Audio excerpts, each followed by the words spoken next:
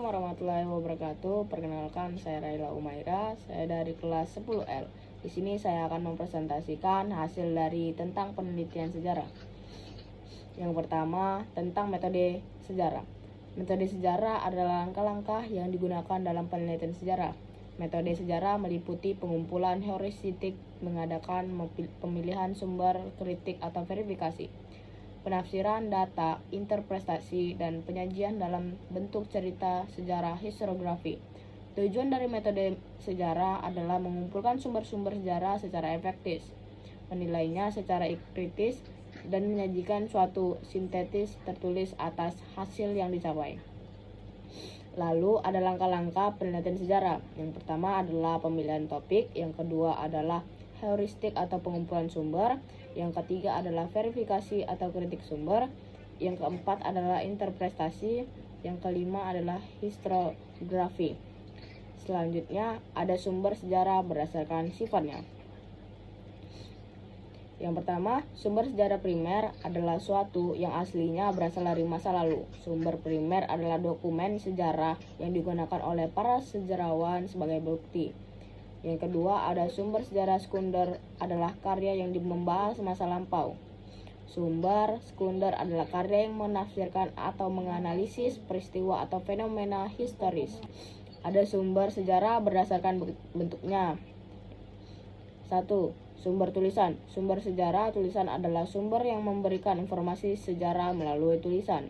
Yang kedua ada sumber lisan. Sumber lisan adalah sumber yang disampaikan secara lisan oleh orang yang menyaksikan, mendengar, atau mengalami langsung suatu peristiwa sejarah. Yang ketiga adalah sumber benda. Sumber benda adalah sumber yang diperoleh dari benda-benda peninggalan sejarah. Yang selanjutnya saya akan menjelaskan perkembangan historiografi yang pertama. Yang pertama, historiografi tradisional. Historiografi tradisional merupakan penulisan sejarah yang umumnya dilakukan oleh sastrawan atau pejuang keraton dan bangsawan kerajaan. Ciri-ciri historiografi tradisional. Yang pertama, sudut pandang penulisannya berbentuk instantetris. Yang kedua, tujuan penulisannya sebagai alat legitimasi keterangan waktu. Yang ketiga, terdapat rasa anakronis atau ketidakpastian keterangan waktu. Banyak mengandung unsur mitos. Ciri-ciri historiografi tradisional masa Hindu dan Buddha. Karya yang dihasilkan berupa terjemahan dari naskah-naskah dari India. Yang kedua ada historiografi kolonial.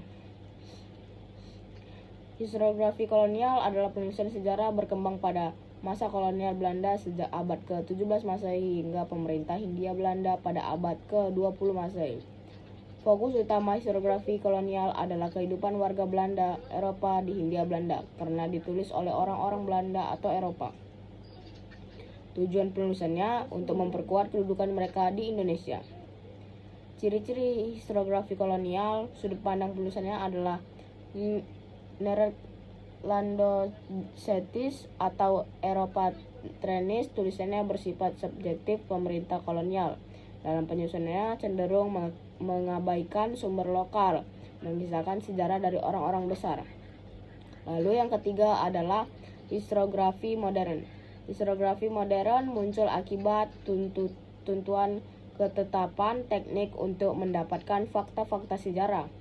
Fakta-fakta sejarah dapat melalui penetapan metode penelitian, memakai ilmu-ilmu bantu, adanya teknik pengarsipan, dan rekonstruksi melalui sejarah lisan.